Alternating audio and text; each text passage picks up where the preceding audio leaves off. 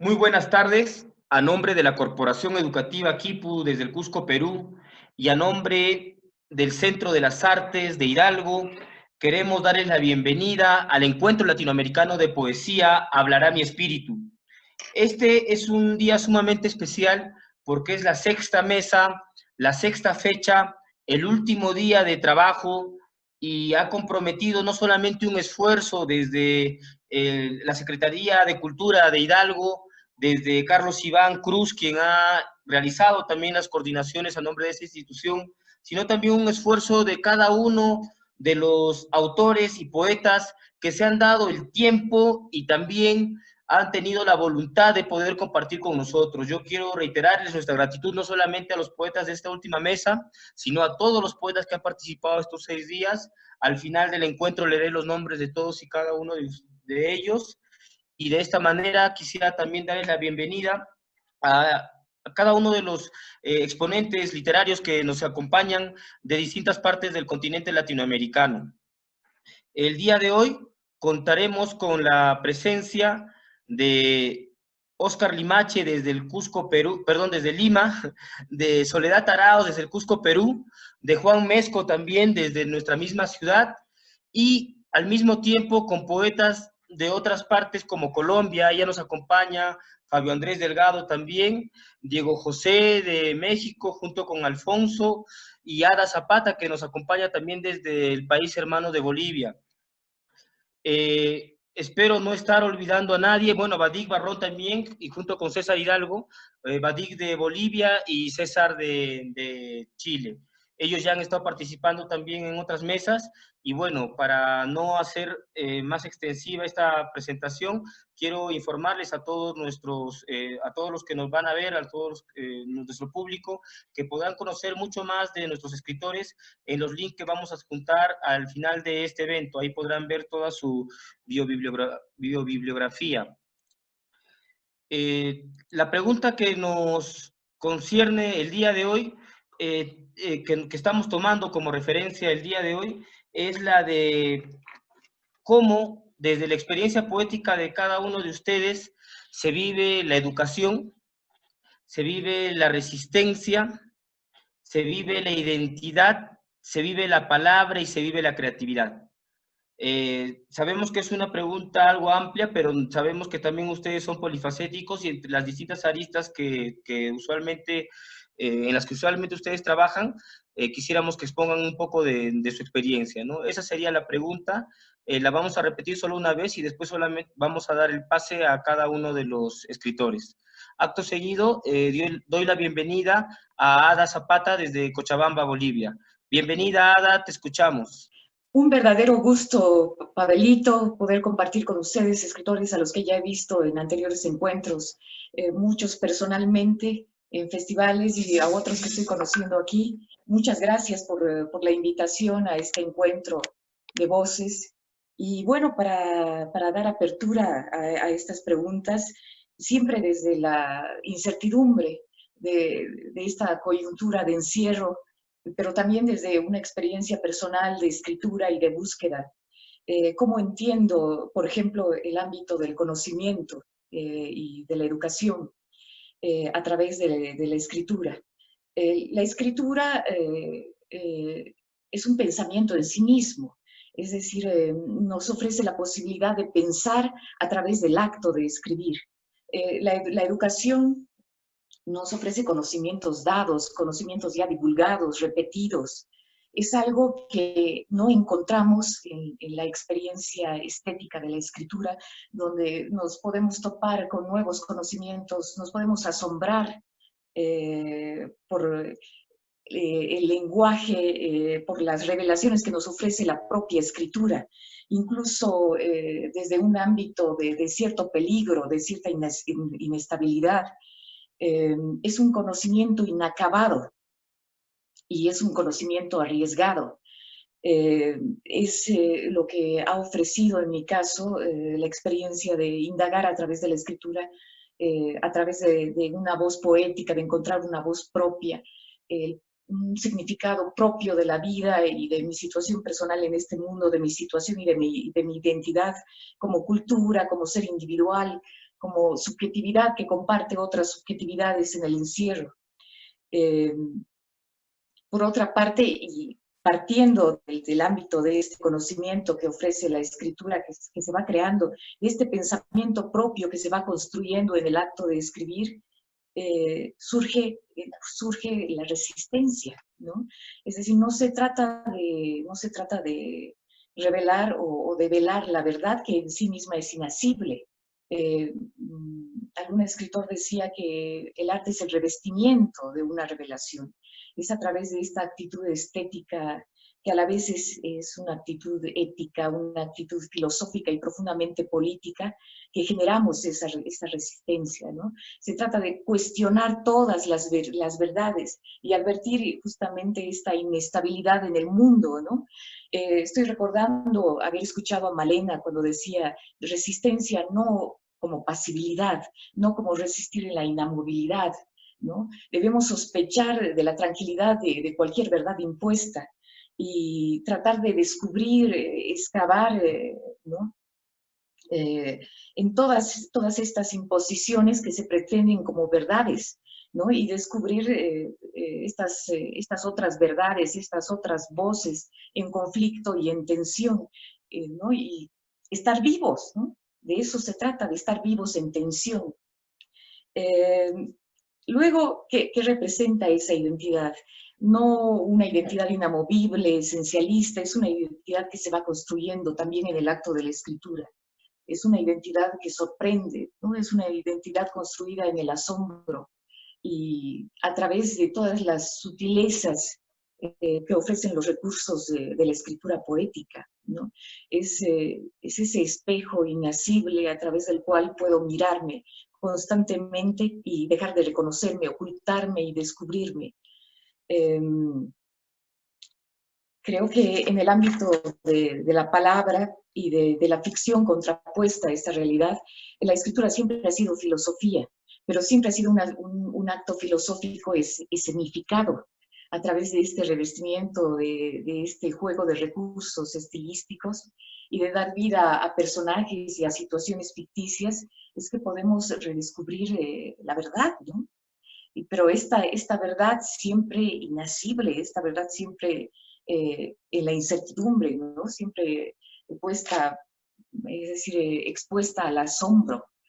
Eh, Pablito, para mí esta es la situación de la escritura, ¿no? Muy personalmente se trata siempre de arriesgar todo y de dudar de cualquier pretendida estabilidad. ¿De qué se trata? De hablar de la situación presente, de la situación de encierro, de la situación de pandemia, ¿no? Y eh, de denunciar todos los ocultamientos que se están dando, ¿no? Desde un nivel profundamente subjetivo. Además de adoptar un género nuevo, ¿no?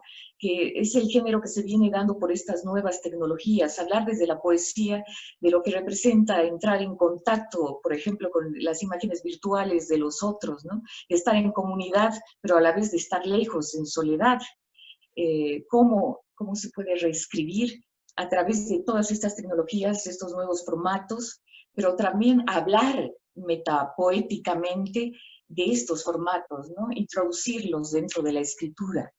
Que la poesía nos hable de esta presencia cada vez más virtual, más fantasmal, eh, como una posibilidad y como una denuncia, ¿no?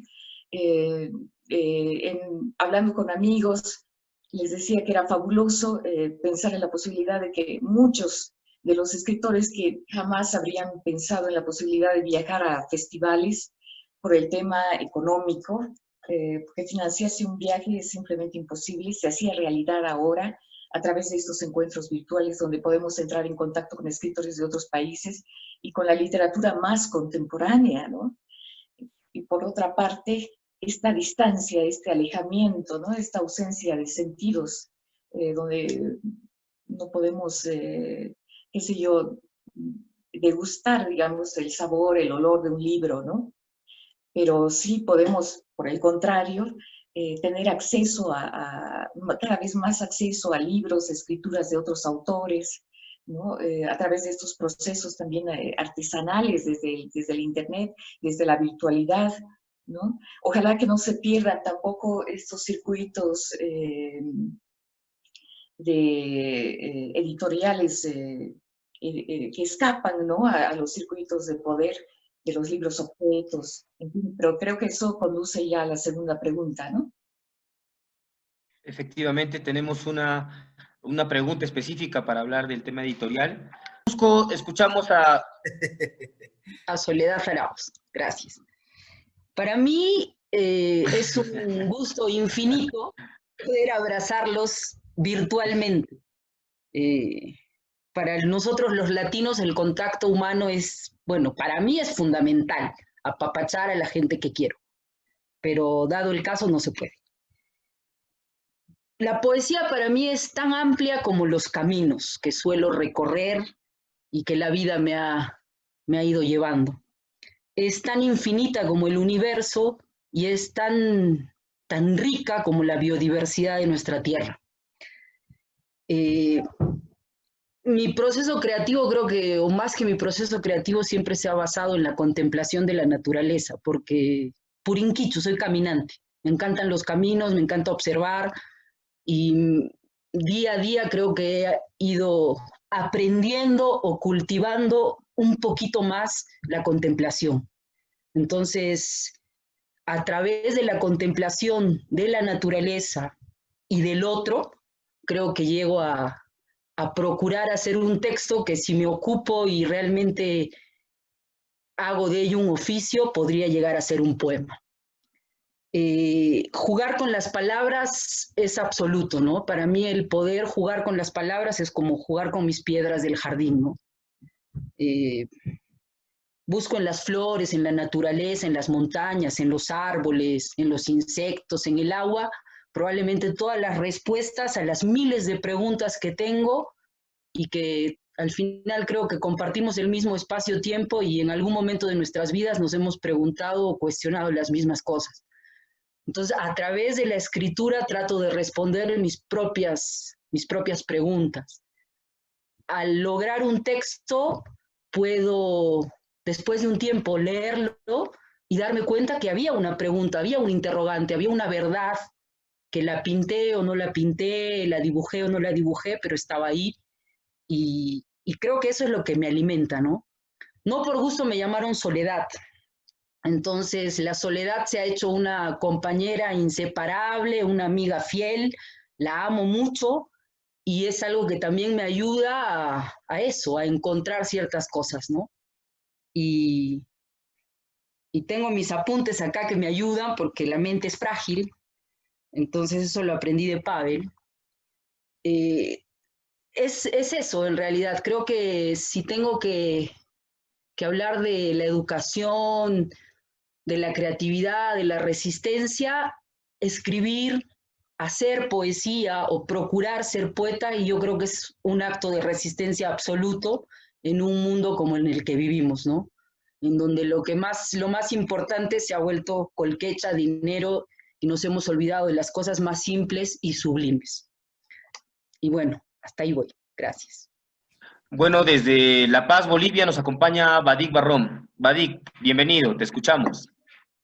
Hola, buenas noches a todos y todas. Un gusto estar acá, poder verles, escucharles después de tanto tiempo. Y bueno, respecto a la pregunta, me parece que la palabra clave que aquí se menciona es la de resistencia. Me parece que hay una resistencia inherente, implícita ya en el hecho de dedicarte tu vida al arte, ¿no? A cualquier arte. Me parece que el arte es una manera de alguna manera resolver el conflicto natural que tenemos, no sé, como individuos con el mundo, ¿no? Y con nuestro tiempo, con nuestro espacio. Y ahí está también el tema de la educación, ¿no? Hay una resistencia en la educación al formarse, al tener una actitud hacia el conocimiento en un mundo que te quiere ignorante, ¿no? Ante un poder que te quiere vacío, que te quiere meramente consumidor y nunca productor o creador de cosas. Creo que hay una resistencia en la identidad también, ¿no? Más en un país como el mío, bueno, como los nuestros, que tienen una herencia y una presencia colonial tan fuerte, ¿no? De la identidad de nuestro tiempo, de nuestro espacio, de nuestra ciudad, de nuestras ancestralidades, de nuestras culturas, es importantísimo y es una forma de resistencia también ante un poder hegemónico y avasallador, ¿no? Después también está la identidad, perdón, la resistencia, la misma palabra, es decir, la resistencia de la poesía, por ejemplo, ante géneros más comerciales, más populares, digamos, más vendibles. La poesía también implica una resistencia en ese sentido, dedicar tu trabajo, tu tiempo, tu vida a ello, ¿no? A poder, de alguna manera, desde la palabra, generar un discurso propio, siempre en función de tu tiempo, de tu espacio, de generar lugares de encuentro donde nos quieren más bien separados, que es el caso de este tipo de encuentros, de conversatorios. La palabra en sí entraña ese tipo, para mí, de resistencia, de ejercicio de libertad, ¿no? Del discurso propio. Y en lo particular yo considero también que no sé, considero que el futuro del arte es colectivo, es decir, que de alguna manera nos está dando una señal todo esto, porque toda esa fórmula del rockstar, del mainstream, de la estrella, de la competencia para poder ser conocido, ser famoso, ser leído o trascendente, me parece que se está quedando hueca y emergen cada vez más las colectividades, las identidades, las culturas, la necesidad de encontrarnos, ¿no? Y de entender que estamos hechos de lo mismo. Y también, por supuesto, ahí está el tema creativo, ¿no? Yo en mi caso no solamente escribo, sino también hago música y también creo que la creatividad frente a un modelo educativo bancario, frente a un poder global, hegemónico, frente a una sociedad que muchas veces le da la espalda a la propia gente, a su propio pueblo, es importante, ¿no? Mantenernos así creativos, creando cosas, mientras otros están destruyendo la tierra, están destruyendo la naturaleza. Me parece que es otra forma de resistencia, así que para mí de alguna manera es eso, ¿no? Estos 4 o 5 palabras que nos han enviado en la pregunta me parecen muy interesantes para poder expresar de alguna manera mi punto de vista y el ejercicio que pretendo o quiero tener desde mi lugar en este oficio que es hacer poesía. Gracias, Vadik. Te agradecemos y ahora quisiéramos invitar a otro hermano también que cultiva la poesía, a Alfonso Valencia desde México. Bienvenido, Alfonso, te escuchamos. Hola, muchas gracias y es un placer compartir este espacio virtual con ustedes, conocerlos, aunque sea por este medio. Y bueno, también pues gracias a quienes hacen posible este encuentro en un momento donde evidentemente pues las artes han demostrado, sobre todo la poesía, sobre todo la literatura, ha demostrado un estilo, digamos, como que de poder, de convocatoria ante la posible tragedia que representa la pandemia. Me ha resultado interesante las 2 intervenciones, tanto la de Ada, que bueno, hablaba acerca de la identidad basada en el asombro, que es prácticamente propia de todos los poetas y propia de todos los artistas, y también lo que decía Vadik, ¿no? Acerca de la poesía como un propio acto de resistencia, la poesía que siempre la hemos entendido, bueno, no siempre la hemos entendido, pero hay una fuerte parte de la tradición de la poesía, específicamente latinoamericana, que tiene que ver con este statement, digamos, contra el poder, ¿no? A mí me ha resultado interesante ver cómo se han dado estas transformaciones precisamente en este espacio de la pandemia y en este espacio del encierro, ¿no? Es decir, hasta qué punto verdaderamente la poesía ha logrado sobrevivir, por ejemplo, en un país como México, donde a pesar de que hay un sistema que sostiene de algún modo a un grupo de autores a partir de ciertas pues, apoyos estatales para la creación, es decir, tenemos un sistema muy bien aceitado que nos mantiene siempre con obras nuevas, con autores nuevos, es decir, un sistema que nos permite al menos durante 1 año, 2 años, dedicarnos específicamente a la literatura. ¿En qué sentido? Es lo que ha demostrado un poco la pandemia, ¿en qué sentido la poesía sigue siendo, o en general la literatura, el arte, pues sigue siendo ese espacio de resistencia, ¿no? Sobre todo con el que se asocia un poco más la poesía, pues del cono sur, en diferencia, digamos, como con lo que sucede en una tradición mexicana, ¿no? Me parece interesante cómo ahora, pues muchos de nosotros tenemos que específicamente en México, ¿no? Como buscar sobrevivir precisamente contra eso que era la resistencia, ¿no? Es decir, sobrevivimos gracias también al apoyo de instituciones estatales contra las que en algún momento intentamos poner como resistencia con nuestra obra. Eso me parece como la paradoja propia del autor, y creo que es un momento fundamental para que la pensemos, para que pensemos verdaderamente pues la función, no solamente de la poesía, sino la función verdaderamente del arte, en relación, no solamente en su relación con el poder. No quiero decir que esto comprometa el arte, es decir, que comprometa nuestras visiones estéticas, pero sí me parece interesante que yo creo que ese debate se va a empezar a dar con más fuerza, sobre todo en México, como les digo, porque tenemos como toda esta estructura que nos ha permitido a muchos, pues generar obra sin la preocupación de estar sobreviviendo, digamos, con otros aspectos.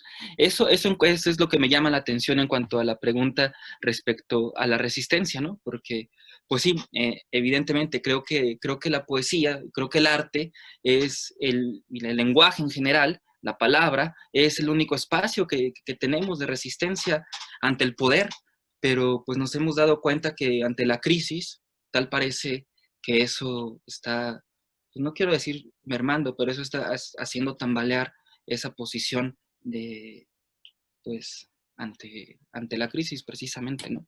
Entonces, bien, y bueno, y respecto a mi propia concepción, pues, pues yo sí creo que verdaderamente en el poder transformador de la palabra.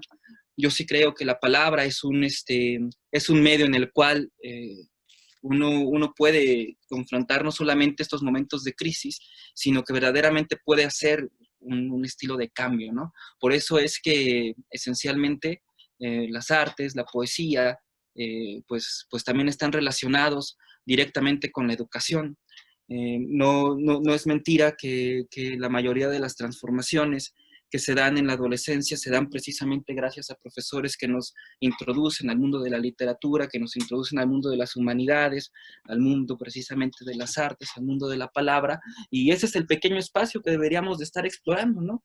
Pero no sé si mi visión es como un poco triste o un poco decadente, pero sí creo que la crisis nos ha puesto pues en ese punto de consideración respecto a la valía de nuestro discurso, específicamente frente y ante el poder.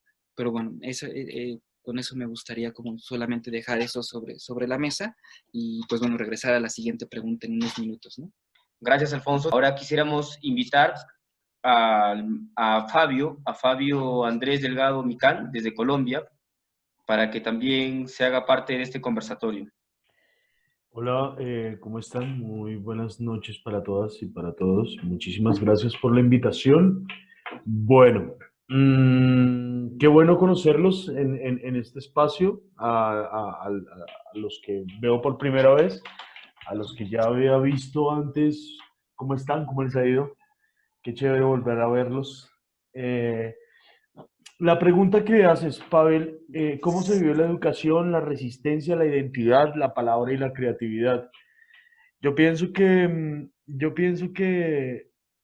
la fortaleza que se debe tener, o la palabra para mí que es más importante y resalta sobre las demás, es la palabra educación.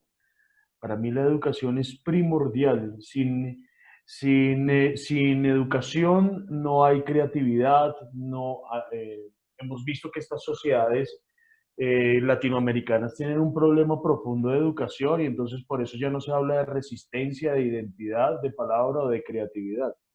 ¿Sí? Tenemos un inconveniente gravísimo de educación, y creo que esa es la palabra, y lo que debemos considerar con respecto a la pregunta que tú haces.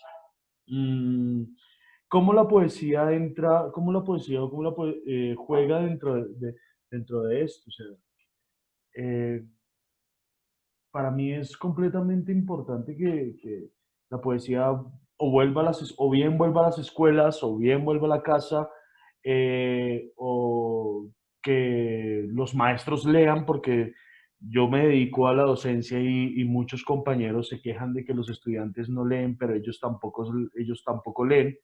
Entonces, digamos que, no estoy diciendo que todos, claro está, pero digamos que hay que retomar la educación como una responsabilidad social y como una responsabilidad verdaderamente laboral.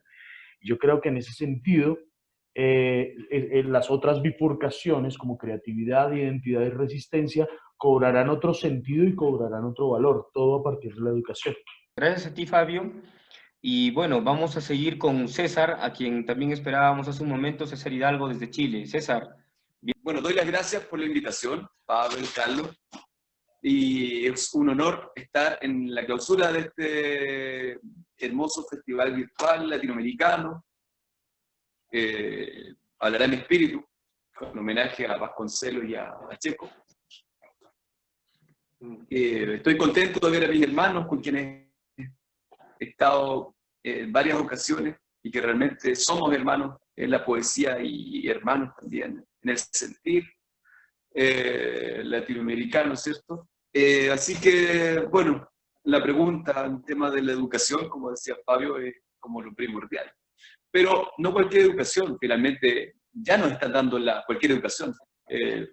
Acá, como decía Carlos Cosiña, se cambió la palabra castellano por lenguaje y comunicación, porque todos lo están haciendo a favor de la hegemonía de los poderes, y el poder que lo que quiere peones para trabajar, no quiere gente que piense. Entonces acá en Chile se termina casi con la filosofía, con la historia, qué decir de la música y el arte. Entonces, quieren peones, quieren autómatas. Y en eso estamos. Por eso es importante la educación. Yo escuchaba a Javier Uruquipa cuando decía, la educación, para mí, educar es emancipar el pensamiento. Y yo estoy totalmente de acuerdo. La educación tiene que ser para emancipar el pensamiento. Porque así vamos a ser libres. No vamos a estar obedeciendo lo que ellos digan. Es importante lo que dice Ada también cuando habla de esa duda que hay que tener siempre, de dudar de esta hegemonía, ¿cierto? Entonces la educación es muy importante justamente para tener esa disidencia, ¿cómo se llama? Lúcida, ¿sí? Ahora, el tema de la resistencia, se llega a la resistencia a través de la educación. Solamente la palabra nos hará libres, ¿cierto? Solamente la lectura nos hará libres. ¿Y cómo vamos a saber qué leer si es que no nos han educado antes?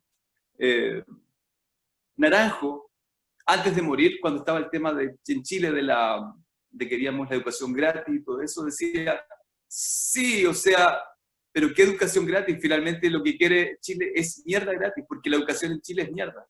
Eso lo dijo Naranjo, imagínate, el educador. Y es real, o sea, ¿qué educación es la que queremos? Por eso es importante estas escuelas libres que se están dando, estas universidades libres que se están dando. Porque el sistema no va a querer que nosotros eduquemos como para realmente hacer personas con libertad de pensamiento y que puedan ingerir en el futuro. No, ellos quieren personas pasivas. Entonces, pues, es importante la educación, y la educación, la buena educación se une a la resistencia, ¿cierto? ¿Y qué decir la palabra? La palabra crea realidades. Por eso es importante qué tipo de lecturas estamos leyendo y qué tipo de realidades queremos crear, ¿cierto? Y ahí va de la mano también con la creatividad, ¿cierto? Mientras más leemos, más creamos, porque se nos abren, la mente se nos bifurca a muchas realidades.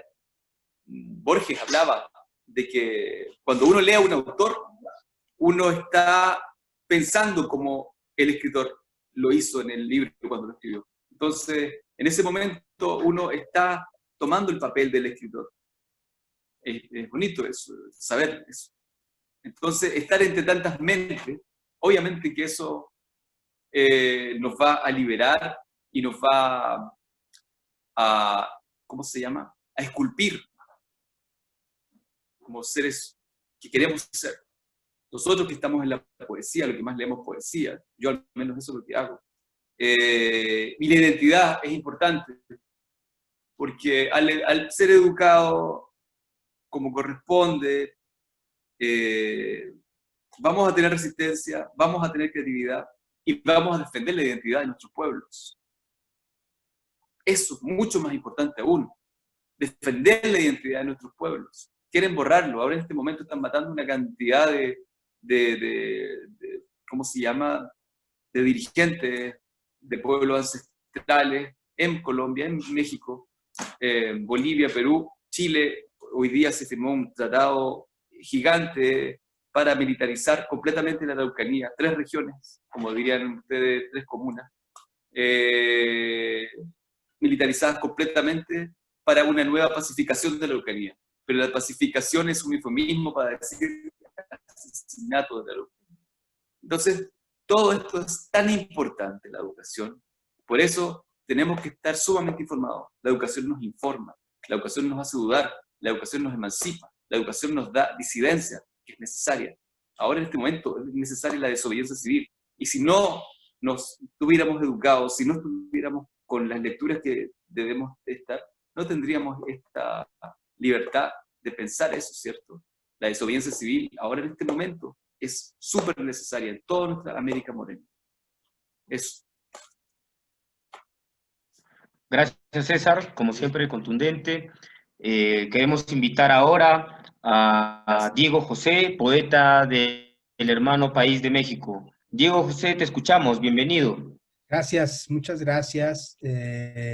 Bueno, comparto muchos puntos de vista que ya se han mencionado.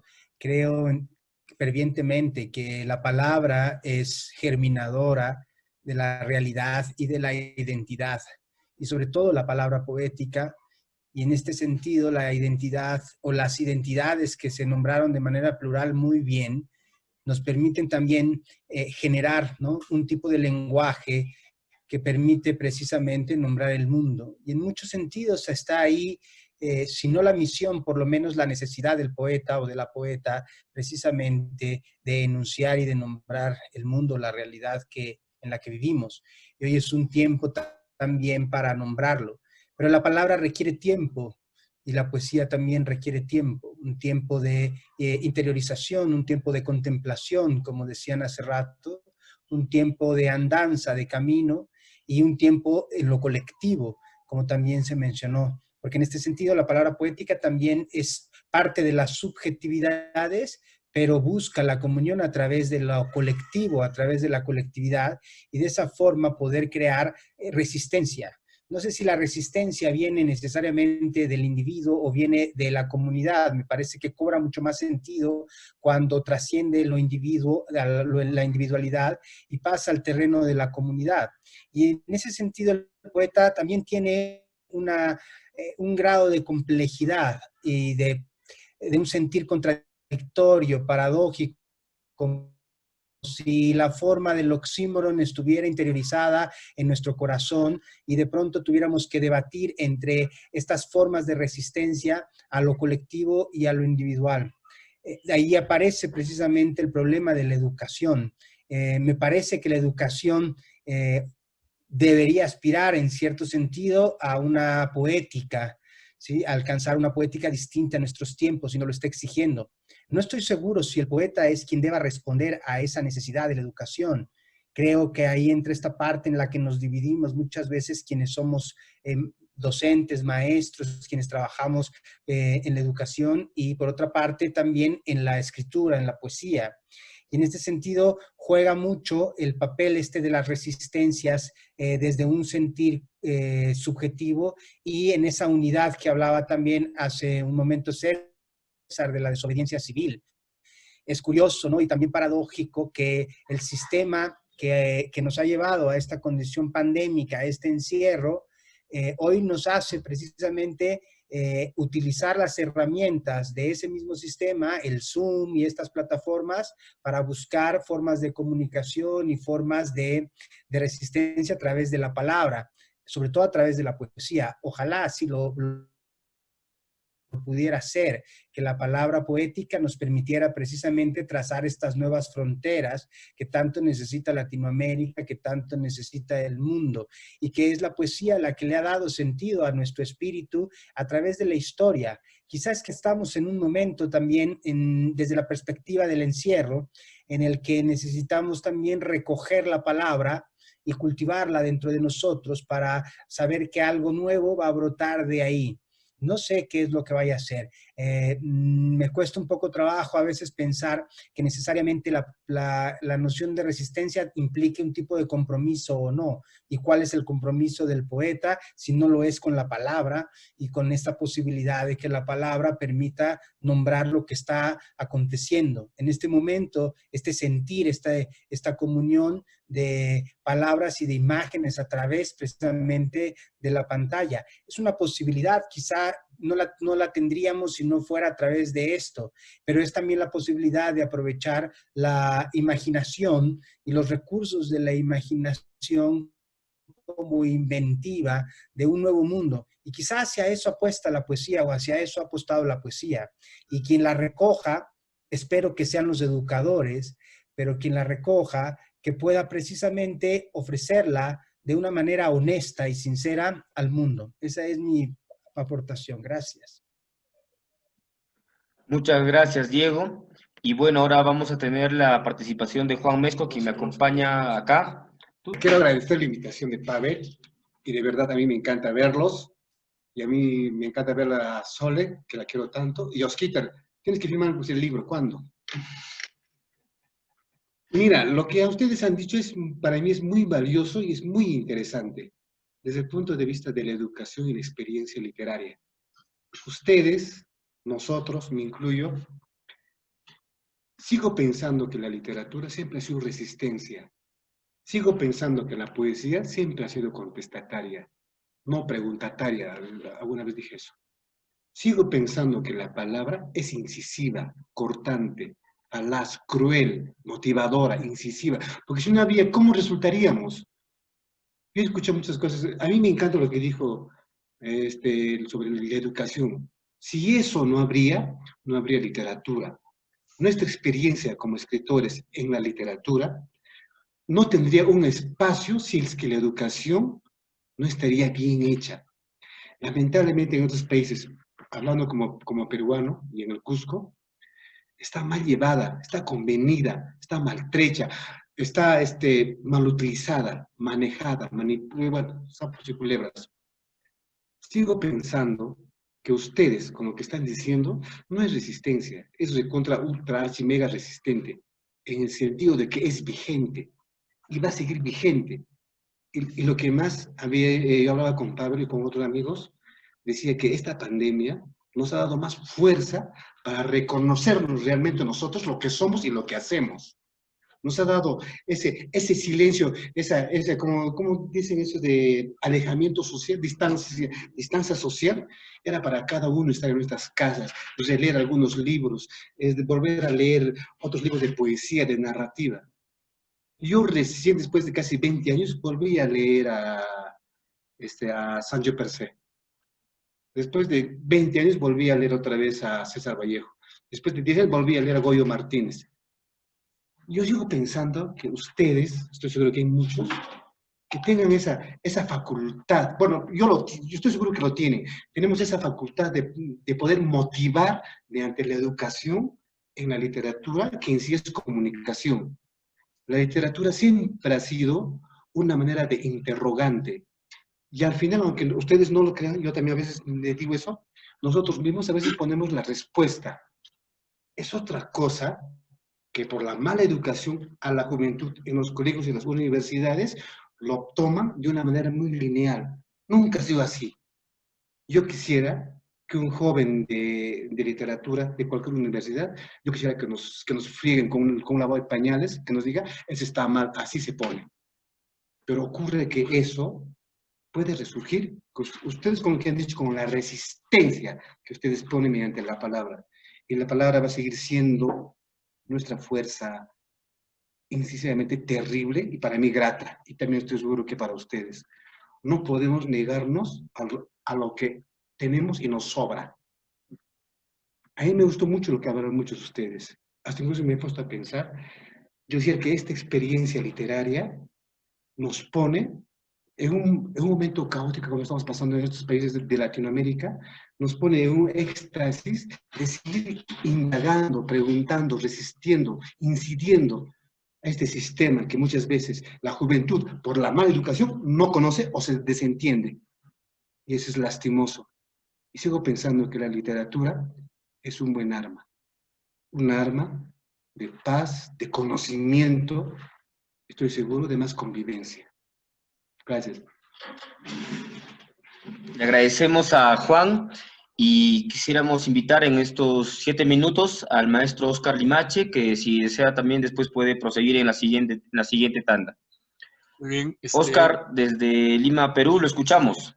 Gracias. Un saludo desde la Pacheta de Maranga, en Lima, espacio al cual siempre invito a los amigos y espero que los que no han estado acá, creo que Pavel nomás es el único que ha entrado a esta zona, puedan visitarlo en algún momento para ofrecerles una copa de pisco y poder brindar por la vida y porque hemos resistido a esta pandemia. Es difícil no estar de acuerdo con todo lo que hemos escuchado, ¿no? En verdad.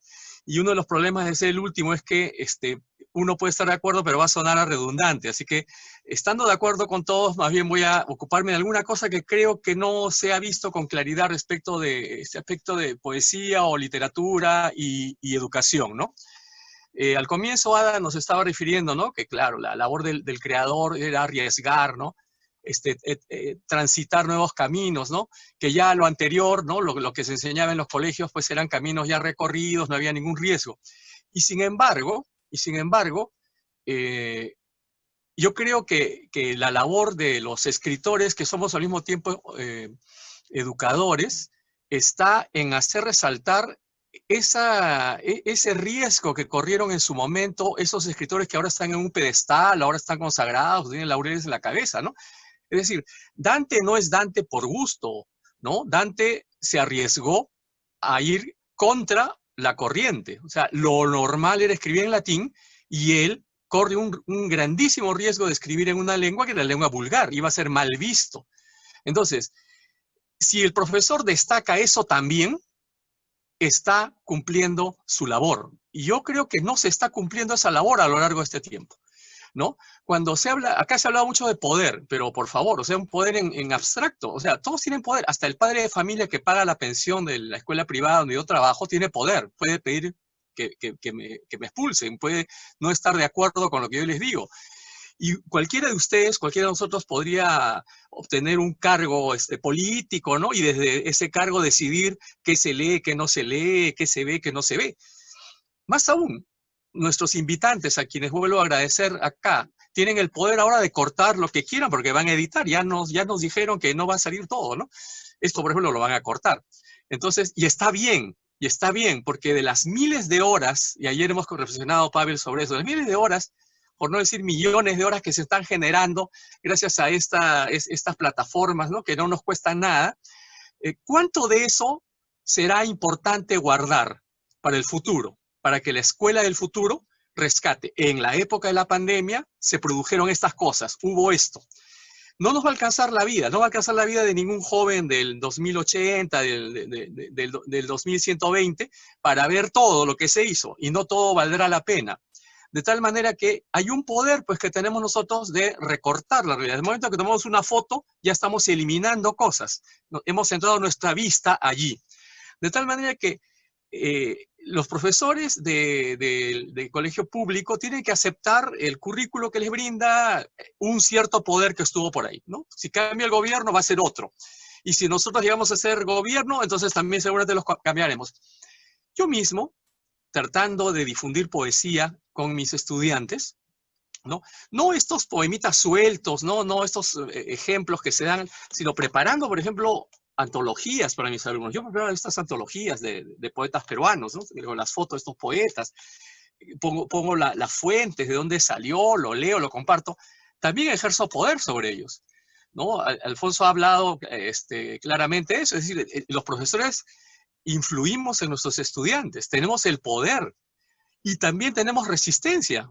Yo he sido resistido por mis estudiantes que no quieren leer, que les parece que es aburrido, que ¿por qué leemos eso?, ¿no? De tal manera que aquí se trata de que todos tenemos poder, pues, ¿no? Y todos somos resistidos de alguna manera, ¿no? El papá va a ser resistido por el hijo que quiere quedarse hasta más tarde en la fiesta, los gobiernos van a ser resistidos por la gente que quiere salirse, pues, ¿no? A romper la cuarentena o hacer su fiesta o lo que fuese. Es decir, tenemos que vivir con eso. Y no se trata entonces de que no exista poder, ¿no? Se trata de saber escoger qué vamos a compartir, qué es lo que sentimos como trascendente y valioso. Y también distinguir que si nos dan un currículo con unos nombres que nos parece pues que ya son piezas de museo, investigar y averiguar porque cada uno de ellos aportó algo importante, interesante, trascendente, y rescatar eso. Cuando Vadik nos habla de resistir, yo estoy escuchando y estoy pensando también en no darse por vencido.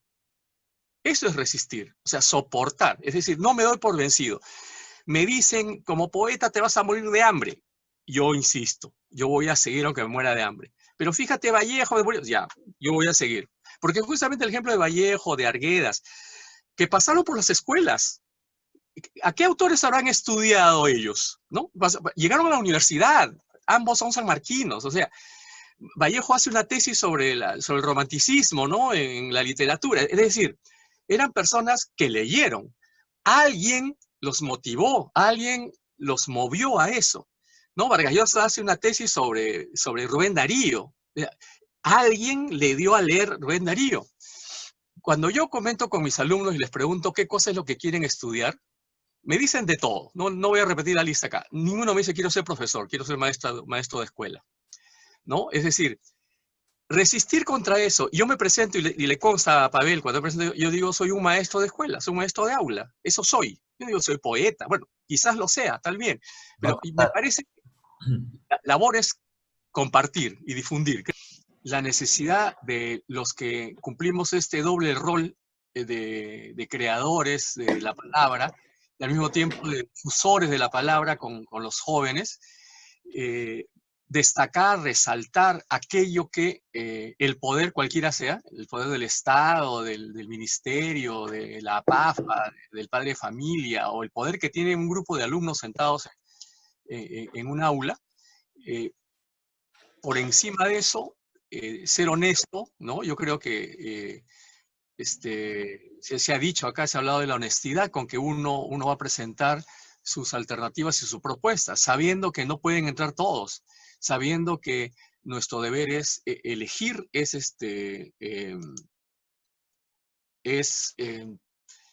seleccionar lo que a nosotros nos parezca mejor para compartir con los demás.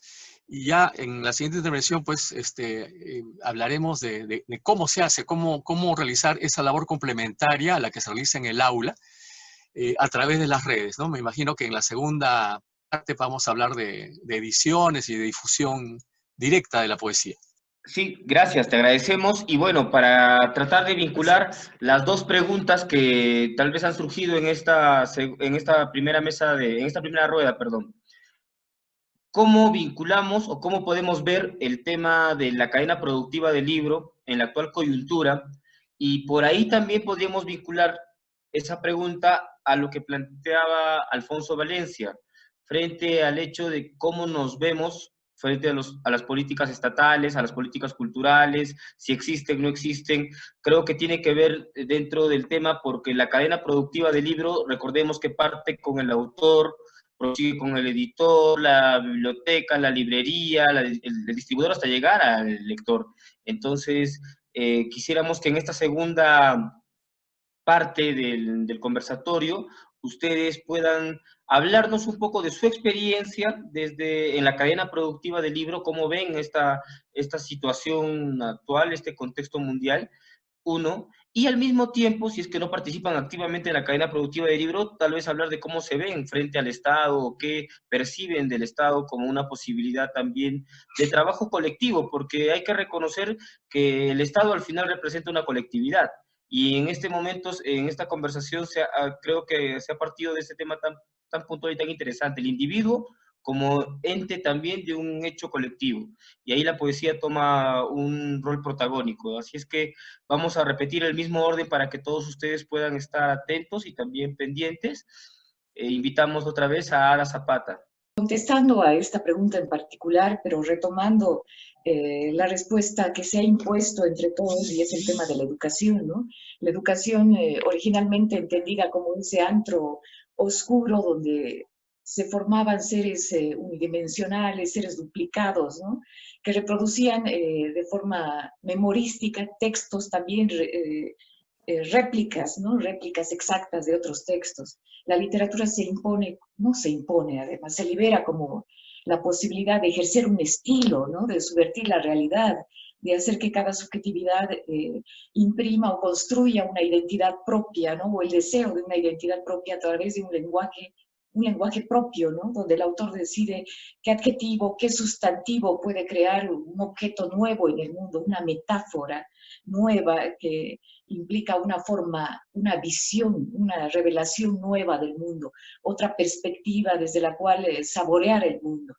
Entonces, llevando esta idea del estilo propio y de la escritura y de la imposición del Estado o la imposición ideológica de un poder, y el hecho de estar conscientes a través de un nuevo ejercicio de la educación y de la responsabilidad hacia la comunidad, como dar esa conciencia, esa posibilidad de pensar libremente, dar los instrumentos para pensar libremente, ¿no? La educación como una instrumentalización ¿no? Para lograr ese pensamiento propio, ese pensamiento auténtico.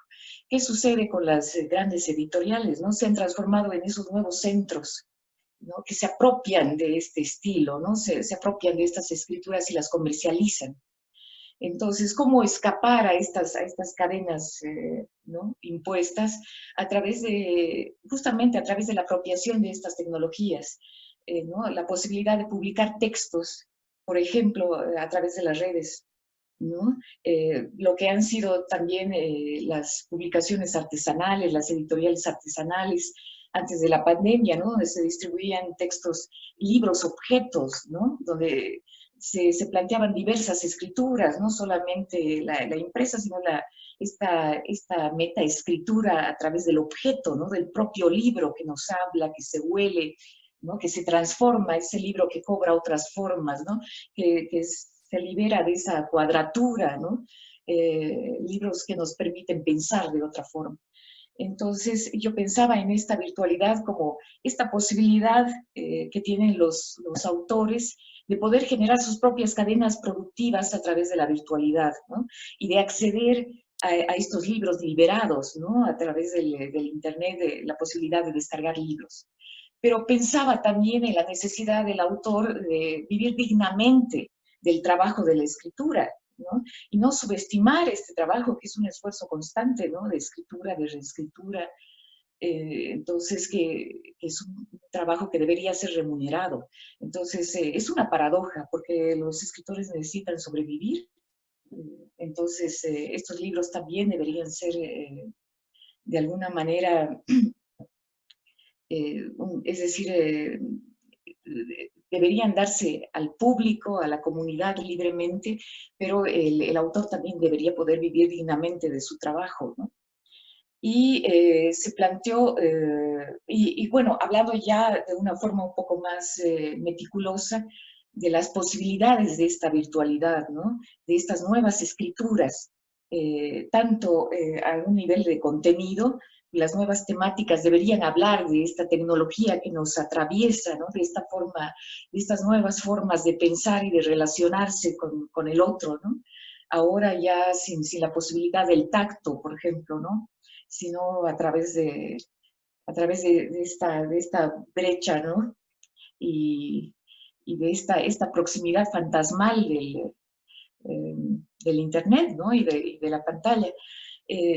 Entonces, hablando de estos contenidos que se pueden generar, toda esta polisemia, toda esta polifonía, se nos ofrece a través de esta virtualidad, ¿no? Y de la posibilidad de publicar obras ahora acompañadas, por ejemplo, de la voz del autor, ¿no? Del sonido, de la música, escrituras rizomáticas, ¿no?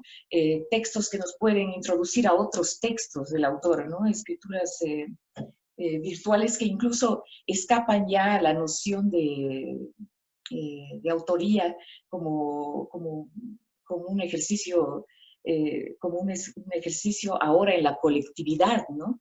Donde el nombre del autor ya se pierde a través de la virtualidad y son escrituras colectivas. Entonces todo esto nos lleva a nuevas interrogantes, nuevas actitudes ante la vida y formas de resolver y de agenciamiento, ¿no? En todo caso, yo percibo perspectivas favorables, ¿no? Ante estas grandes industrias editoriales que, bueno, lo que hacían era apropiarse de las singularidades y volverlas objetos comercializables, ¿no? Que nos retornan nuevamente a esta educación, ¿no? A esta educación impuesta, ¿no? De conocimientos impuestos y este ejercicio de la resistencia a través de las fugas, ¿no? De las líneas de fuga. Gracias, Ada, te agradecemos. Invitamos otra vez a una paisana nuestra, cusqueña, Soledad Arauz. Bueno, el tema, me cuesta mucho este tema, pero en realidad quisiera hacer una reflexión que va más allá o que va hacia lo que siento de este momento que estamos viviendo como humanidad. El tiempo lineal que vivimos es de ahora, ¿no? O sea, es la humanidad moderna que nos ha impuesto una visión de un tiempo lineal. Y eso nos aleja al 100% de la visión de las grandes civilizaciones ancestrales que tenían un conocimiento espiral, ¿no? Hay dos palabras que para mí son hiper importantes, que creo que ayer en la reunión, entre broma y broma, las dije. La adaptación y el equilibrio. Entonces, nos toca, tanto en el quehacer editorial, en el quehacer de poetas, de escritores, de seres humanos, adaptarnos a esta realidad que estamos viviendo a partir de enero del 2020, que va a durar, ¿no? O sea, no es que se va a acabar, esto va a durar un tiempo. Y nos va a tocar adaptarnos en el tema editorial a utilizar estas plataformas, a utilizar todo lo que es esta tecnología virtual y comenzar a vivir esta era, entre comillas, cibernética. No nos toca, no hay otra, ¿no? No nos podemos escapar de eso, porque los que amamos la palabra o los que queremos esta forma de vida, nos vamos a tener que adaptar a todas estas tecnologías, a todas estas nuevas formas de ser, ¿no? Y el equilibrio es importante, ¿no? Porque creo que también esta cuestión cibernética, esta cuestión virtual nos deshumaniza. O sea, también nos aleja del contacto, nos aleja de vernos a los ojos o de tocar un libro, ¿no? Entonces, lo que nos va a tocar es simplemente, volviendo a un tiempo espiral, vivir lo que en algún momento ya se vivió. O sea, no se vivió exactamente este contexto, pero definitivamente la humanidad no es lineal, pues. Entonces nos va a tocar comprender este tiempo, este ciclo. Y creo que somos hiper capaces de hacerlo, ¿no? O sea, tenemos las capacidades de hacerlo y tenemos la resistencia y la memoria. Porque hay una memoria en nuestro ADN que nos dice, bueno, por acá es, ¿no? Y el tema editorial y todo eso se lo dejo a los grandes maestros, la verdad que sí. Abrazo. Gracias, Soledad. Ahora, bueno, quisiéramos invitar a César Hidalgo desde Chile para que también comparta su experiencia alrededor de la pregunta. La verdad que la pregunta habla de todo el tema de la cadena productiva del libro, ¿cierto? Chile ya estaba decaída con el tema del estallido. Se habría tarde, mal y nunca. por el tema de todo este tema de que incendiaban los locales. El mismo Estado te incendiaba los locales y hacía pasar como que era el pueblo. Entonces, finalmente, las librerías fueron cerrando. Y la bibliodiversidad ha tenido heridas mortales, ya que ahora con la pandemia, ya que su gran público son las universidades. Por ejemplo, estas librerías de libros usados, por ejemplo, están cerradas. ¿Qué decir de los libreros? Personas tan importantes, porque ellos son los mediadores para que nosotros vayamos viajando a través de lo que ellos nos están hablando en la palabra, de los libros que ellos conocen y los que nos recomiendan. ¿Qué decir de nosotros las editoriales autogestionadas? Nosotros vendíamos en ferias, en festivales, y no hemos podido hacer nada de eso. O sea, realmente ha sido impactante. La cadena productiva del libro está casi herida de muerte, ¿verdad? Pero claro, el tema está con las nuevas tecnologías, que tenemos que adaptarnos, como decía la Ada, tenemos que investigar sobre el libro electrónico y eso, para poder sobrevivir. Entonces, esa es la única salvación que tenemos en este momento. Los lanzamientos sí los podemos hacer virtuales, e incluso lo podemos hacer continentales con este tema de la videocámara o el Zoom. Pero la cadena productiva en sí está muy, muy afectada, porque no hay feria, no hay librería, no hay dónde vender. Y la dignidad, mira, yo soy uno de los pocos poetas que acá en Chile vive poéticamente, sobrevivo, siempre digo sobrevivo porque la poesía no te da para vivir, pero es así, imagínate cómo estamos. Entonces, eso quería aportar desde mi humilde lugar. Gracias, César. Y bueno, quiero comentarte que acá Juan te felicita y se sorprende porque él sabe lo difícil que es hacerlo de esa manera. Él también hace un momento mencionaba lo mismo, que en la poesía no se vive, sino se sobrevive, y que al final nosotros pensamos que no te da de vivir, sino te da otros principios, otras motivaciones para afrontar la vida, ¿no? Qué bello que vayamos hilvanando distintas percepciones. Ahora quiero invitar también a Fabio desde Colombia para que siga contribuyendo a esta conversación. Bueno, la cadena productiva del libro es complejo, ¿no? O sea, digamos, yo estaba hablando ayer sobre las nuevas tecnologías, o sea, la manera de difundir a partir de las redes y en qué va a quedar el libro físico. ¿Eh?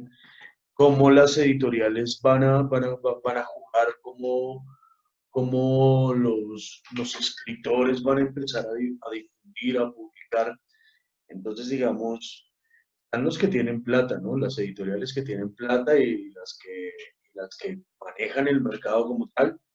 Y pues están las editoriales independientes que, digamos, no pueden jugar esos juegos con los monstruos, ¿no? Porque hay, como dice César que tiene una editorial independiente, o sea, la idea era de salir a la calle y vender los libros en festivales, en ferias, en todo esto.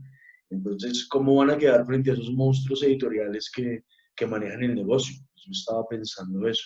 Digamos que la difusión también en las redes, pero económicamente, ¿cómo se van a reinventar y cómo nos vamos a reinventar nosotros con esto de las nuevas tecnologías? Más que una respuesta, me queda una gran pregunta. Y justamente es por eso que la hemos vertido en este conversatorio, para que podamos de alguna manera encontrar también otros horizontes, porque creemos que aquellos que cultivamos la cultura impresa también tenemos que encontrar nuevos mecanismos para replantearla en la actual coyuntura. Vamos a seguir con Vadik Barrón desde La Paz, Bolivia. Hola de nuevo. Bueno, sí, yo creo que justo interesante conociendo el testimonio, la posición los principios que han expuesto todos los y las escritores esta noche. Me parece que mucho coincidimos también en el tema del oficio de docencia, ¿no? Yo también doy clases de música y talleres de literatura y creo que está muy ligado a este tema que nos trae la segunda vuelta directamente, digo, a la segunda pregunta, en esta segunda ronda. Y yo pienso que hacer literatura, hacer poesía específicamente, publicarla, ha sido ha tenido siempre obstáculos, ¿no? En cualquiera de nuestros, no solamente en nuestros medios, ¿no?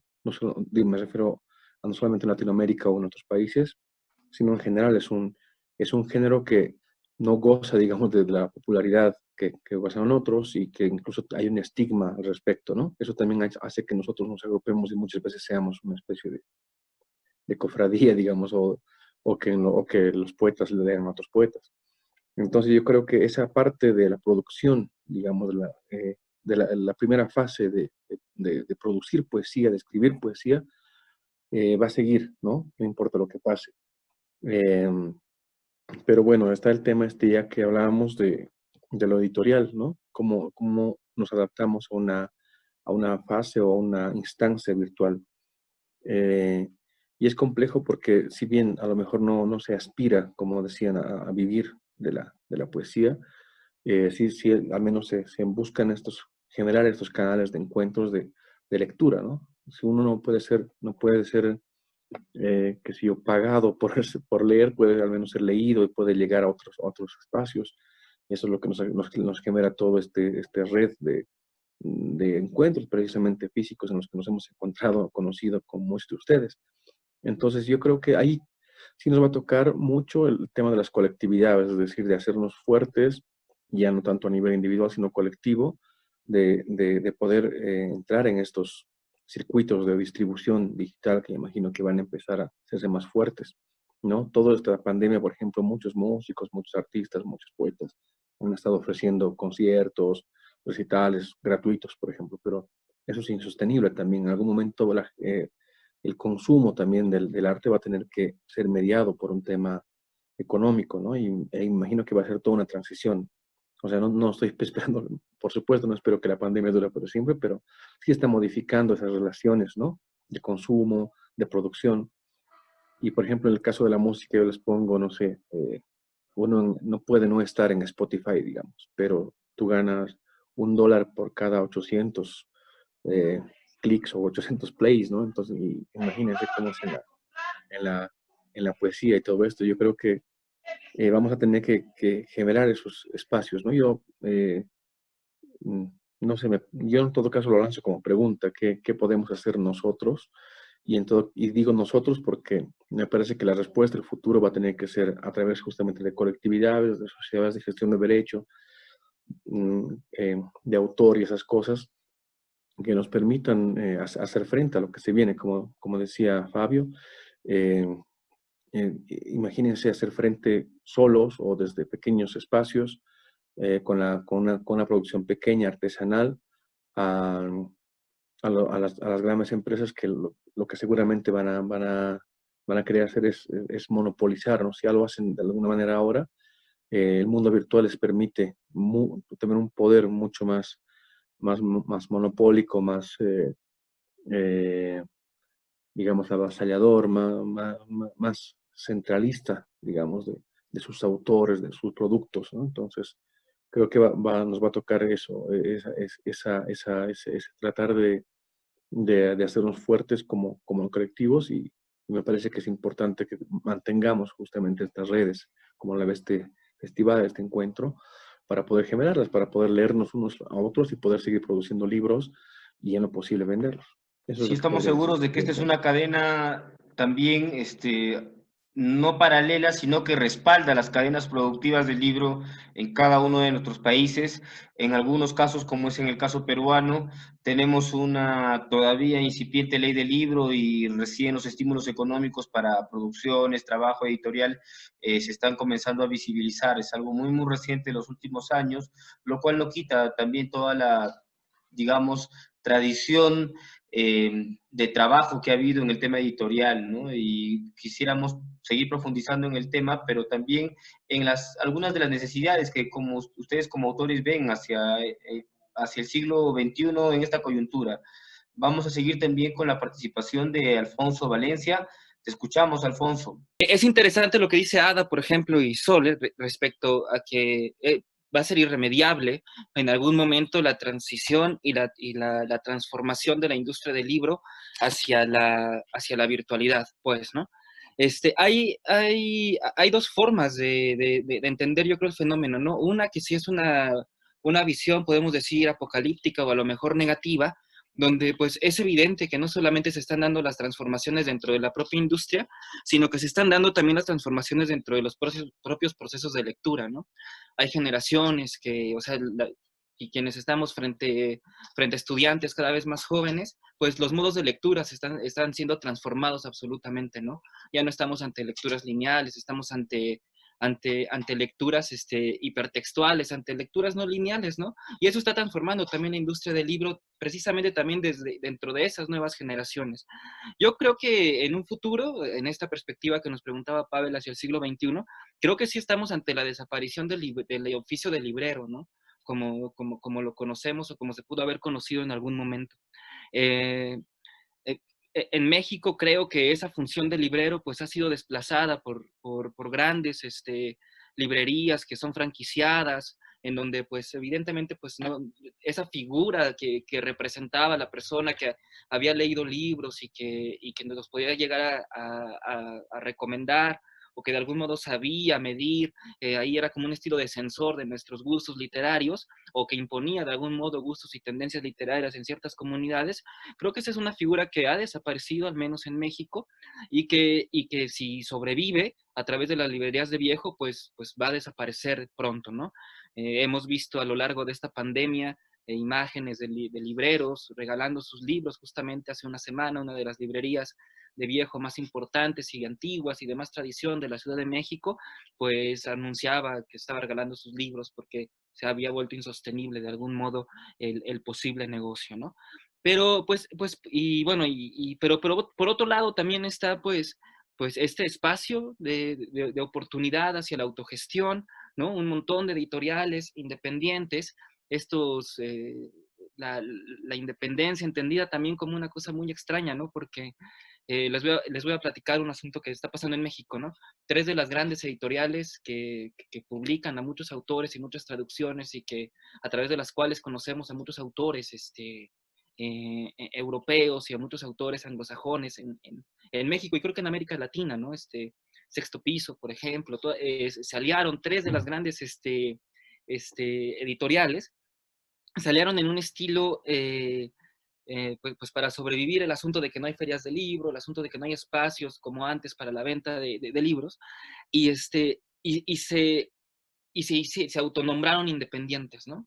Es decir, estas editoriales que son grandes, que tienen muchos capitales, que aprovechan también la inercia estatal, ¿no? Porque una de estas editoriales en específico publica a la mayoría de los autores que en México publican bajo becas y bajo este asunto, pero se dicen independientes, ¿no? Pues evidentemente obliterándonos o dejándonos en la absoluta inexistencia a quienes verdaderamente operamos desde la resistencia, ¿no? Ahí sí, la resistencia ante el poder de la editorial. Y esto lo digo porque, hago de director editorial de una pequeña editorial independiente aquí en México, aquí en Hidalgo. Pero bueno, por otro lado, hay herramientas que también nos permiten sobrevivir ante estas crisis, ¿no? Y que nos permiten también como adelantarnos hacia esos otros modos de lectura que a lo mejor para nosotros en este momento no representan un movimiento hegemónico de la lectura, pero que si volteamos a ver a las nuevas generaciones, es decir, y cuando me refiero a nuevas generaciones me refiero a chicos que tienen 15, 16 años, que están leyendo ya también de otro modo, pues ahí es donde creo que se va a dar la transformación principal, ¿no? Es decir, estamos ante no solamente la propia herramienta digital como medio, ya que yo creo que va a ser el medio principal de distribución del libro, pero creo que también, o sea, hay otras cosas que se están dando ahí, ¿no? Y creo que es interesante y que va a ser muy recurrido en un futuro, también como un espacio de resistencia al copyleft, por ejemplo, ¿no? Es decir, procesos que se van a saltar, los procesos que burocratizan absolutamente la creación de libros, la producción de libros. Creo que cada vez, van a surgir nuevas editoriales con propuestas muy interesantes que van a estar por encima o que van a estar por otro lado, no quiero decir por encima, pues, pero que van a dar de algún modo la vuelta, que van a rodear conceptos como derechos de autor, conceptos como el ISBN, esos conceptos que están muy arraigados a la industria editorial. Estas pequeñas editoriales precisamente están pues dándole la vuelta y están transformando toda esa dinámica. Entonces sí, por un lado creo que va a haber no creo que vaya a desaparecer el libro, estamos hablando de la desaparición del libro desde hace al menos 35 años, no más, ¿no? O sea, desde que surgió la prensa se ha hablado de la destrucción del libro, y después con la televisión y luego con internet y todo. No, el libro no creo que vaya a desaparecer, pero sí creo que va a haber en un periodo muy corto, es decir, unos 10 años tal vez, una preponderancia absoluta de los dispositivos digitales, ¿no? O sea, y creo que nosotros, evidentemente, lo vamos a ver como con cierta resistencia, pero es algo que está pasando de manera natural con otras generaciones, ¿no? Que incluso están haciendo lecturas y están haciendo libros para historias de Instagram, por ejemplo, ¿no? Que es algo que a lo mejor a nosotros nos pudiera causar como cierto rechazo por lo que representa la institución del libro y del conocimiento para nosotros, pero creo que por ahí, creo que esas son algunas de las transformaciones y que la pandemia lo ha hecho, pues, evidente, ¿no? Muchos autores, muchas editoriales han estado ahí buscando otros medios de distribución y de llegar directamente al lector, desgraciadamente saltándose al librero, a la librería. Y no sabemos si es algo bueno, es algo malo, es muy pronto a lo mejor para aventar un juicio, pero pues es la realidad, ¿no? Sí, o sea, este gran consorcio, ¿no? que ha decidido vender directamente en Mercado Libre, saltándose, por ejemplo, a las librerías, es un golpazo, ¿no? Pero es una realidad también, entonces... Bueno, igual ahí como un apunte. Gracias, Alfonso. Como un apunte, así solamente a lo que está comentando Alfonso, que ciertamente ya estaba habiendo pues una migración, hay que decirlo, porque de alguna forma pues estaba siendo, pues no se estaba tomando en cuenta a gente que no veía, a gente que no ve, ¿no? Invidentes o incluso pues sordos, ¿no? Y algunas modalidades de presentar libros o textos a través del sistema Braille o a través pues de audiolibros para pues, de alguna forma invidente, ¿no? En su caso, gente que también no escucha, pues que tiene acceso también a libros, ¿no? Que de alguna forma, pues si solo lo planteamos como para que alguien lo lea, pues igual ciertamente estamos siendo muy excluyentes, ¿no? Estamos abarcando solamente a una población que en realidad cada vez es más grande, ¿no? O sea, gente con problemas de vista, porque gente cada vez está más con la computadora, o gente con problemas de audición, pues también cada vez está creciendo más esta población que de alguna forma, pues tenemos que darle acceso a la lectura a través de otras posibilidades, ¿no? Y que de alguna forma, pues ya se venía planteando y ir mudando, pues ya venía existiendo, ¿no?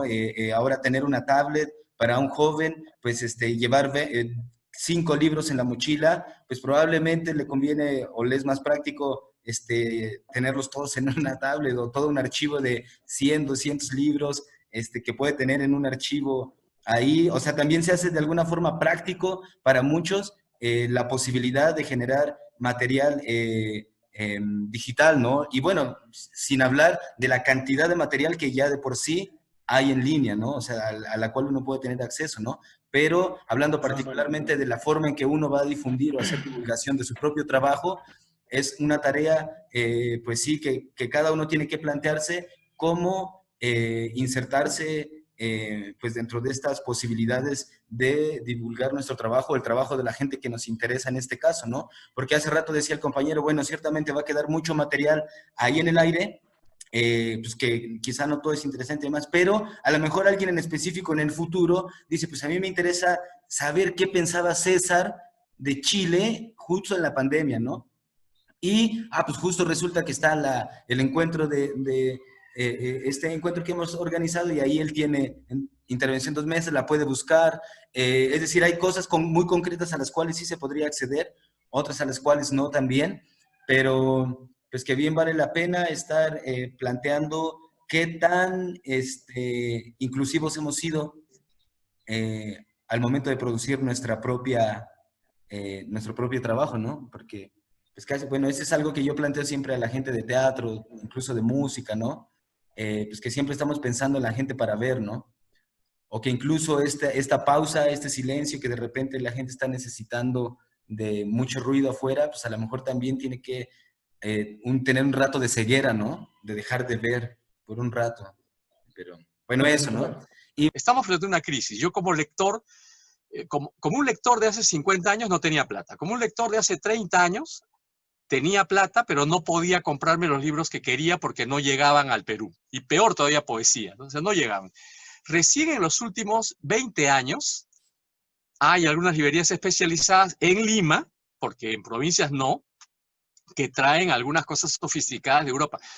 Yo escucho, Alfonso, ¿no? Que hay editoriales en México que difunden, la UNAM, por ejemplo, difunde traducciones y poesía europea y actualiza. El mismo Octavio Paz se encargó de eso, ¿no? Y su recopilación de versiones y diversiones es una muestra. Gracias a esas traducciones de Paz yo conocí la obra de Pessoa. Y otro punto además, ¿no? Los traductores. Hay traductores en Argentina, traductores en México, en España, en Chile. Yo he quedado impresionado la cantidad, ¿no? Armando Roa, por ejemplo, la cantidad de cosas que traduce, ¿no? Pero no hay una escuela peruana de traducción. Leemos como si estuviéramos leyendo a un argentino, a un mexicano, ¿no?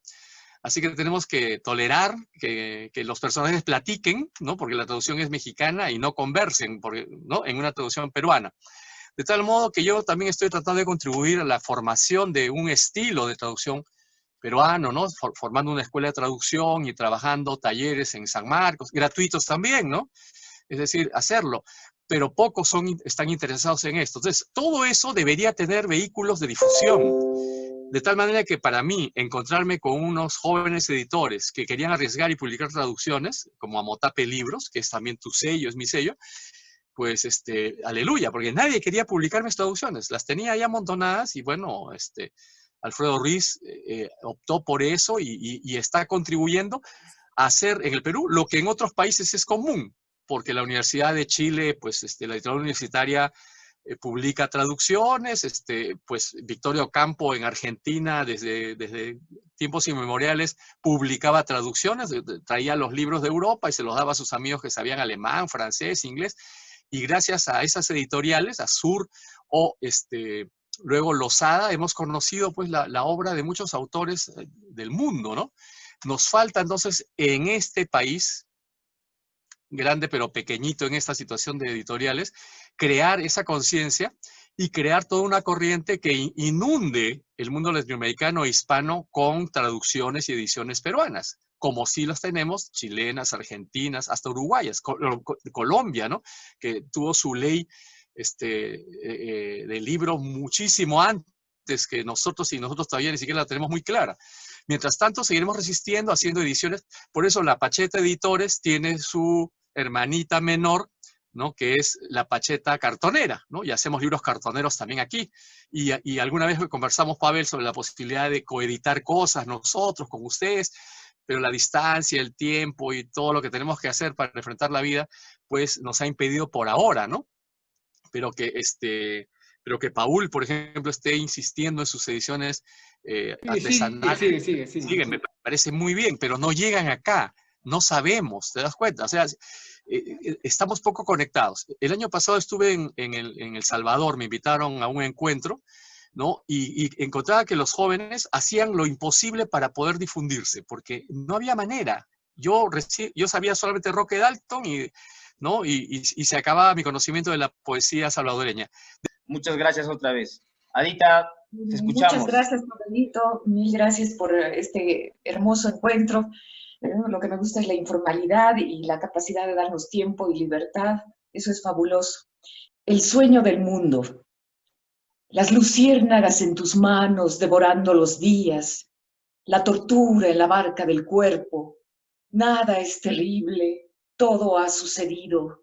El sueño sin cabeza era una montaña imposible. Los perros ladrando en la oscuridad. Se debe morir para poder morir, dijo con ansiedad el sueño. Así, solo así, olvidar la sombra que vuela. La familia atrapada en la casa oscura. Todos esos días, esas noches interminables. El niño que fuiste corre por el patio, no sabe que estás muerto. Eres, me dijo el sueño, el imposible viaje de una estrella.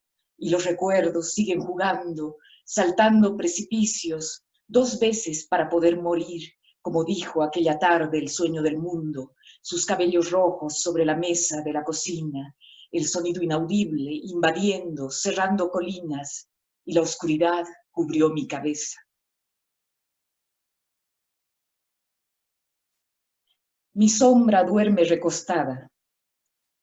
Los que no se tocan se desvanecen, se vuelven aire, y una mano cubre mi rostro donde el aire oscurece.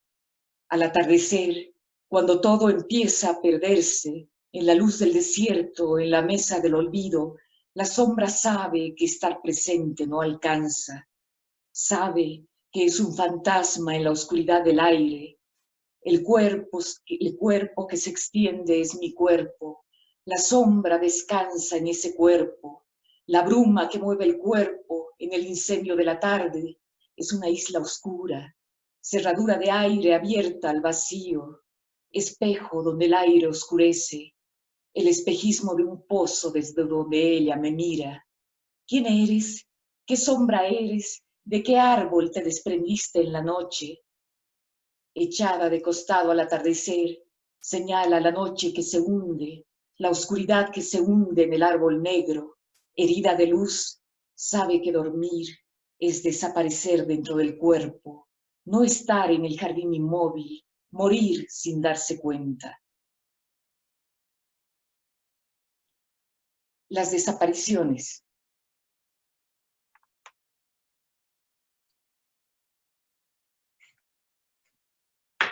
Cuando las flores blancas apenas despiertan, el viento se vuelve azul, anochece. Dormidos en la casa de los impotentes, extendidos en la casa abierta de par en par, dejando que el viento se lleve las ventanas, desatendiendo el asombro, anticipando la lentitud del rapto y el mandato de la pereza, con las manos de un niño enfermo entre los brazos, esperábamos el interminable contagio, eternizando la inmovilidad del sueño, sin atrevernos a saber. Se cansaba la independencia del cuerpo, el cansancio del cuerpo precipitándose en el pasto, jugando en el campo, las risas, las luces rojas, altas y estrechas ascendían en la oscuridad. La niebla del cuerpo entra, la enfermedad, la mancha difusa abre la puerta en el viento, como si aún se encontrase afuera, como si se hallara a gran distancia en la deslumbrante claridad. La risa nos alcanza, nos abraza por la espalda, se llena de humo, se disputa a las actrices en una película, y el aire no tiene profundidad. Luego te imagina desnudando el silencio, suavemente, disolviendo las cenizas, el desvanecimiento. Muchas gracias, Ada, te agradecemos. Catando soledad, sabor a miel con hierbas. A veces uno se siente completamente solo, descarrilado ante las emociones. En una maraña confusa suelen buscarse atisbos de claridad. Las ilusiones son delirios, una idea de algo que puede ser y al final no es. Encontré claridad al mirar el agua. En un remolino no hay reflejo. Solo cuando el estanque está en calma podremos vernos. Al sumergirnos al fondo y bucear en esa maraña, en algún recoveco de lo creado, estamos. Mujer de barro. Arcilla y ocre contornean tu cuerpo. Cuello de jirafa confiesa deseos, párpados azulados son torbellino, perdidos en un espejismo. Labios pulidos narran. tu caminar por esta tierra. Fuiste secreto de ojos hundidos, pisoteados por la insolencia. Desmenuzada, hecha migaja, esculpida de costumbres, pariste junto a las estrellas sembradas en primavera. Eres memoria del mundo, oculta por noches ciegas, allá donde surgen trincheras. Pandemia 2020. Pienso en la lluvia, riega surcos donde sembré semillas. Gota a gota lloran corazones. Desgarrados se enfrentan un dilema inevitable, trágico, irresoluble. Ante tal acontecimiento, sol y nubes circulan días tras días. Luciérnagas casi extintas cubren de a poquitos el jardín, mientras el ciclo de vida sigue silencioso y reposado. No hay una sola visión mientras cae agua del cielo. Incógnitas van filtrándose a la tierra. Ellas, sin respuesta, darán forma al mundo. De algo estoy segura. Productividad y capital no significan riqueza. Ojo por ojo es crueldad. Este sistema obsoleto, sin sentido, agoniza. Se aferra y está en cada quien dejarlo seguir o sentir el chaparrón fluir por nuestro cuerpo. Mientras tanto aguardo con manos en tierra. Hago compost de mis sueños de infancia, juego con piedras y armo caminos. Invento sonrisas y derrumbo murallas. Abrazo a los que tengo cerca y a los que no. Extraño a mis viejitos y los amo aún más. Aún pienso en la lluvia, riega surcos donde sembré semillas. Espero broten esas sinceras que alberga mi corazón. Doy gracias por este pasaje interior. Gracias. Gracias a ti, Soledad. Bueno, con nosotros desde México, Diego José. Bueno, voy a leer en esta noche un poema precisamente pandemial. El tiempo, con sus larvas de polvo que oscilan flotando por la desgarradura del sol, nos recuerda con su elíptica danza a contraluz sobre la evanescencia de las cosas. El tiempo, en verdad pasa con su esqueleto de números romanos y de manecillas, de agendas desdichadas y de cronómetros delirantes como un enjambre de burócratas y no burócratas obedeciendo. El tiempo, ahora retenido, pausado para algunos, acechante y voraz para otros, el tiempo que es el mundo en que metimos al planeta, la lógica, el relato de los avalorios, la esclavitud del rendimiento, la sentencia de las divisas. Entramos en una fuera del tiempo, pero no sabemos ver desde la quietud del árbol, ni con la levedad de un papel que alza una ventisca. Y por eso nos persiguen las jaurías infernales del capital con su Times Money, sus tasas de interés. Todo es relativo en el tiempo. Tiempo fuera, tiempo extra, tiempo transcurrido, pérdida de tiempo, tiempo recuperado. Un escalpelo que estirpa a la mente el tiempo. La mente es su esclava, que rinde cuentas a la historia de la razón y sus secuaces. El cuerpo es natural, un acontecimiento por el que pasa la lluvia, el sol, las manos amantes, el puño, la sed, la enfermedad. ¿Cuál es el tiempo de los pétalos? El tiempo del orgasmo, de la risa de los niños que estalla con su furor de girasoles repentinos. El tiempo contabilizado por el número de contagios, la curva de la muerte y su rúbrica inobjetable. Pero los muertos no son esa indiferente recolección de cifras por minuto. El tiempo que agoniza en los ventiladores, el tiempo y su realidad encapsulada en terabytes. 1 millón de usuarios en este instante exige la palabra en una videoconferencia. 1 millón de usuarios en este instante pretende cambiar al mundo a través de Zoom. 1 millón de usuarios al unísono abre el corazón de su cáscara frente a 1 millón de pantallas y por la herida de sus ojos se vuelve más densa la sal de su soledad enquistada. 1 millón de usuarios en este instante se masturba. Ojalá que no les doliera la distancia y que pudieran entregarse sin ansiedad a las aguas termales de su tacto. En este instante hay enfermos que anhelan respirar y enfermeras deseando volver a casa y ancianos abnegados con el espanto en los ojos que contemplan la humanidad en ruinas. En este instante hay mujeres pariendo y hombres asustados que miran el futuro y ambos, o ella sola y él demasiado lejos, intentan prepararse para lo que viene, pero un tsunami de noticias les brinda un mundo descompuesto y solo les queda la frágil certidumbre de su amor o el arrojo animal de sus instintos o la gota de angustia que derrama el vaso de su corazón contrito.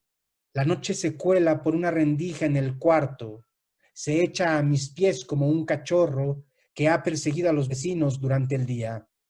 Los ruidos del barrio se aproximan a mi ventana como un rebaño insolente de ovejas. Parece que la noche nos recoge en su seno como una buena madre o una nodriza griega. El día, en cambio, acumula su furia virulenta, su ráfaga incontenible de mensajes. Nos hace volver al mismo muro inexistente de gestos absorbidos por la imagen, donde nada es, donde dejo este ser en flujo de datos, píxeles, megas. El mundo allá afuera es distinto y es idéntico. El mundo ha cambiado en nuestra mente. No hay una guerra alimentándose con la cal de los muros. Hay un delirio de invisibles asesinos microscópicos y de datos y cifras hirviéndonos la sangre. Por eso agradezco el sostenido silbido del afilador que me devuelve el mundo de los sentidos y su nostalgia. Lo escucho temprano, por la mañana y en ocasiones por la tarde. No lleva prisa. Se ve que disfruta su lánguido silbido. Aparece de forma inesperada como todo lo que florece, como las cosas que hacen nacer de nuevo al mundo. Muchas gracias.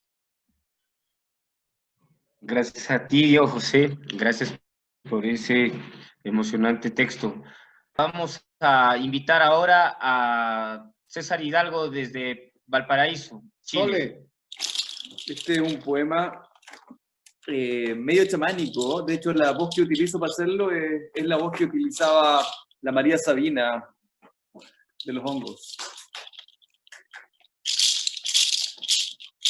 Todo comenzó en los tiempos del vacío y el silencio. Un virus fue liberado y el planeta respiró. La infectada humanidad desapareció por el miedo, tomó refugio y quedó la sequía. Las sombras engañaron a los mapas y sus habitantes para tomar el dominio final a través de una tecnología asesina de chakras y espíritus. Pero no contaban con que la ñuque mapu mamapacha tiene todo el amor del tiempo para defenderse. Los dioses saben su poder. Nos hicieron vulnerables a través del consumo y de la comida torcida. Rompamos la esclavitud, volvamos a las enseñanzas ancestrales. Seamos amor, seamos alma, almémonos Almémonos.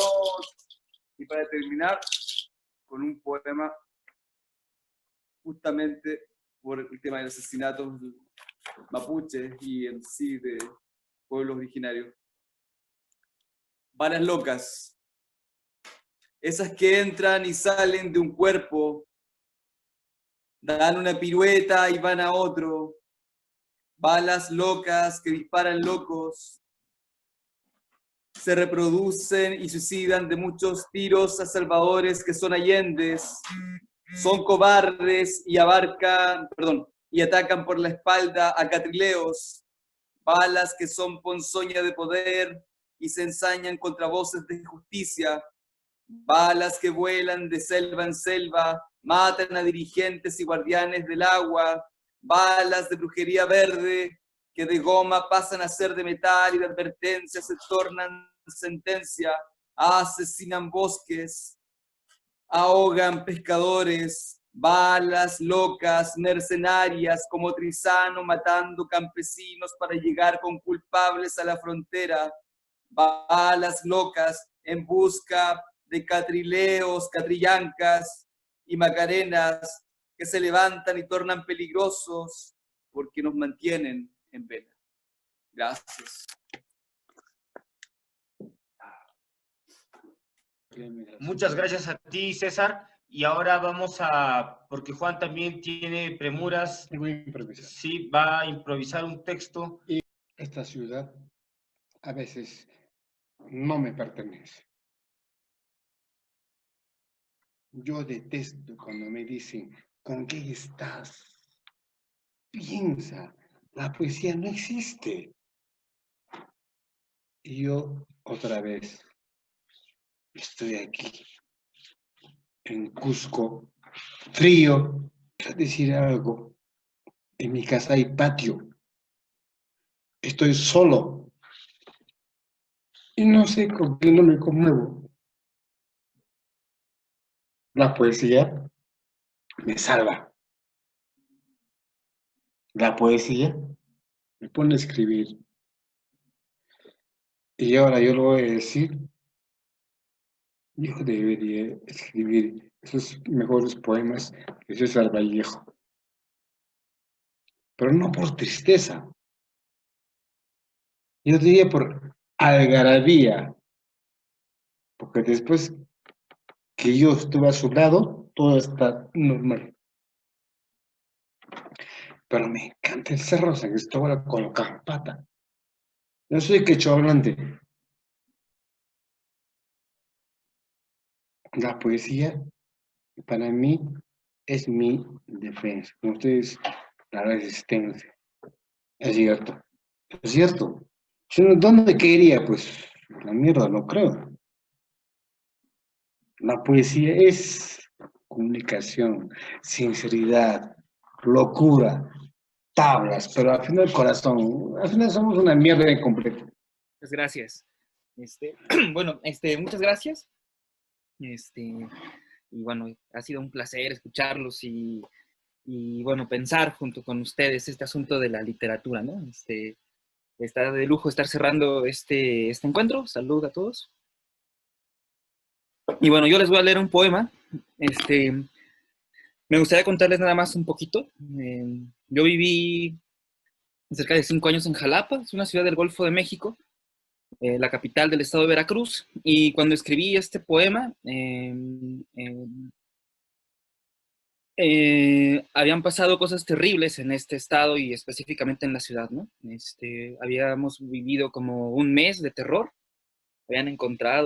había habido en una semana cerca de 200 asesinatos por el narcotráfico en Veracruz, y coincidió que habían encontrado la mayor narcofosa de Latinoamérica, con más de 420 cuerpos, una cosa así.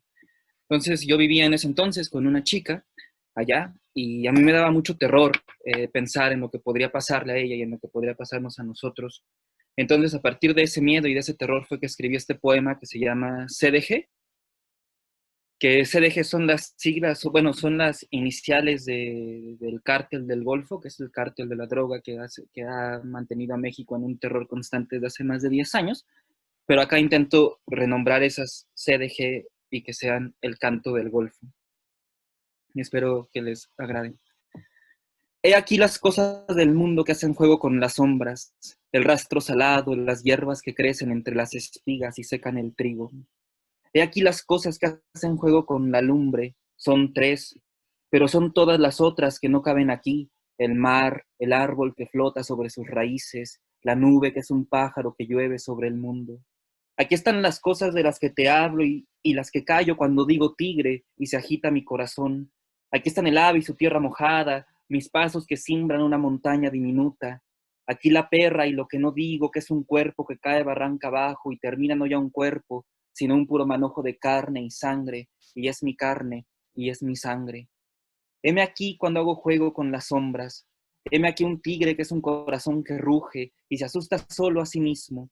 Aquí yo un ave que bate sus alas, yo la perra que baja al río para ladrarle a los troncos, a las vacas ahogadas que arrastró la crecida. Veme aquí arrancar las hierbas, abrir un surco, sembrar un grano de sal para acercarte a la playa y te sientas a salvo. Ya sabes lo que traigo, es miedo, miedo del pan que no crece, del moho que se nos junta en las rodillas, en los codos, en los labios, miedo del ruido, pasos en la azotea, una piedra que rompe la ventana, una lagartija transparente que se nos mete bajo la piel, nos respira bajo la piel, come de nosotros, nos llena de excrementos que confundimos con lunares. Sabes de mi miedo y te lo ofrezco. Aquí está. Porque ahora no puedo darte un punto diminuto que cambia el mundo. Yo quisiera darte un establo de jirafas y un campo de zanahorias y coles. Veme ahora a labrar la tierra, abrir un surco, escupir en él como si no supiera que la cosecha será amarga, frutos rosados, semillas sin centro, cascarones, nada. He venido con las sombras, he venido en las sombras, he venido con la boca de los muertos, he venido con estas palabras que son tuyas, porque tuyas son las tumbas, las plantas de hojas como serruchos, las hormigas que hacen un tren que se pierde bajo las lápidas y sale al otro extremo con lo que crees son muslos, ojos podridos, lenguas muertas, cabellos enmarañados, dientes de lodo, un corazón ya sin huecos, sin adentros, como un puño cerrado. He venido así porque no quiero que escuche los balazos, el huevo sin centro que se rompe. No quiero que veas el rugir de los cráneos, tigre que parte en dos el mundo, ni el lodo que es de tierra y sangre, ni el pájaro metálico que bate sus alas mientras todo sucede. Heme aquí, en silencio, porque quiero escucharte antes de que estas flores se pudran en bolsas negras. He aquí las cosas del mundo que hacen juego con la muerte, la sangre, la sombra, los árboles, sus ramas podridas que se trozan con un latido diminuto, enterrado. Aquí está el miedo del mundo encerrado en una gota que no es de sal ni es púrpura. No quiero oírte temblar, chocar los dientes cuando golpean la puerta, cuando el río crezca, arrastre árboles más viejos que tú y yo juntos, y entren con fierros y fuego y griten, aquí estamos, y muerda la perra, huye el cocodrilo y ande entre las raíces de los mangles. Cuando entren sin saber quiénes somos, griten una bala y todas las aves salgan disparadas y no vuelvan a escuchar nuestro café hervir por la mañana. Agua salada que se evapora en nuestras frentes.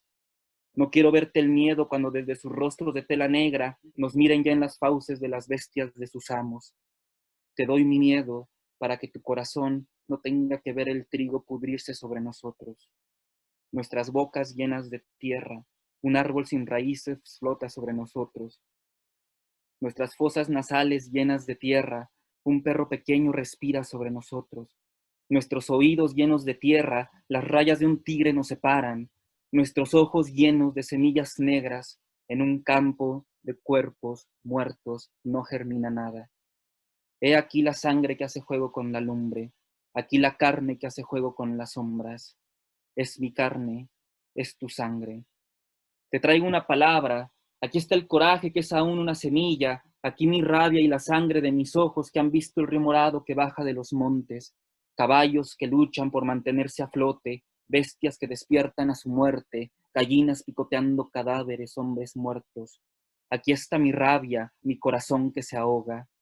Anda, enséñales cómo se hace, cómo se masacra un cuerpo, muéstrale las barrancas y la tierra suelta, cómo matar con 14 lirios y nadar en mares de sangre salada.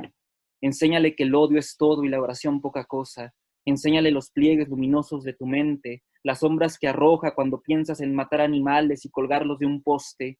Dile lo que pasa con la carne si haces un hueco para que caminen las hormigas. He aquí el canto de la muerte, del polvo, del ojo que se cierra, del metal que se quema, del aire que se va, del llanto interminable, de la semilla podrida. Aquí está el canto del golfo, de la barranca, de la tierra suelta, del agua pestilente, de la carne olvidada. Aquí está el canto de la muerte, del polvo, del ojo que se cierra, del metal que se quema, del aire que se va, del llanto interminable, de la semilla podrida. Aquí está el canto del golfo, de la barranca, de la tierra suelta, del agua pestilente, de la carne olvidada, de los huesos sin nombre. Aquí están todos. Muchas gracias, hermano. Vamos a recibir con todo cariño al maestro Oscar Limache, quien va a cerrar con broche de oro. Osquitar, lindo. Con broche de oro este encuentro latinoamericano de poesía. Hay 5 minutos, pero maestro, si desea, seguimos en la siguiente o... Osquitar, yo me amplío. Acá, cerramos acá. Ya, entonces Juancito va a hablar el maestro. Cerramos acá, ya tengo el micrófono. Cerramos acá, yo agradezco la invitación y la oportunidad de conocer a los poetas que me han antecedido y que hemos compartido y que habrá una oportunidad para continuar. Quiero tomar una libertad, Pavel, y creo que me lo vas a permitir, porque alguna vez también me tomé una libertad en un encuentro, no sé si tú estabas presente o no, pero quiero invitar a alguien que no ha sido invitado acá y que debería ser invitado. Así que voy a ceder mi espacio para leer algo de esa persona. Desgraciadamente esa persona no puede ponerse frente a la cámara y tal vez ya no tenga voz. Y como su voz sigue en los libros, pero acá, si el futuro es que vamos a vernos las caras y vamos a escucharnos, pues tendré que prestarle mi voz a César Vallejo para cerrar este encuentro. Yo creo que hay, lo que yo he escuchado y lo que he sentido acá es que estamos vivos y tenemos esperanzas y tenemos mucho trabajo por hacer y todos estamos comprometidos en eso y nadie va a darse por vencido, nadie va a claudicar, vamos a seguir resistiendo y me siento acompañado. Así que siento que no estoy solo y estas palabras de Vallejo creo que rubrican eso. Los desgraciados. Ya va a venir el día. Da cuerda a tu brazo. Búscate debajo del colchón. Vuelve a pararte en tu cabeza para andar derecho. Ya va a venir el día. Ponte el saco. Ya va a venir el día. Ten fuerte en la mano a tu intestino grande. Reflexiona antes de meditar. Pues es horrible cuando le cae a uno la desgracia y se le cae a uno a fondo el diente. Necesitas comer, pero me digo, no tengas pena, que no es de pobres la pena, el sollozar junto a su tumba. Remiéndate, recuerda, confía en tu hilo blanco, fuma, pasa lista tu cadena y guárdala detrás de tu retrato. Ya va a venir el día, ponte el alma. Ya va a venir el día. Pasan, han abierto en el hotel un ojo, azotándolo, dándole con un espejo tuyo. ¿Tiemblas? Es el estado remoto de la frente y la nación reciente del estómago. Roncan aún. ¿Qué universo se lleva este ronquido? ¿Cómo quedan tus poros enjuiciándolo? ¿Con cuántos doces hay? Estás tan solo. Ya va a venir el día.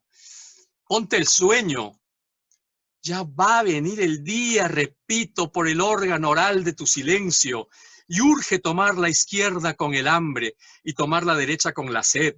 De todos modos, abstente de ser pobre con los ricos. Atiza tu frío, porque en él se integra mi calor, amada víctima. Ya va a venir el día. Ponte el cuerpo.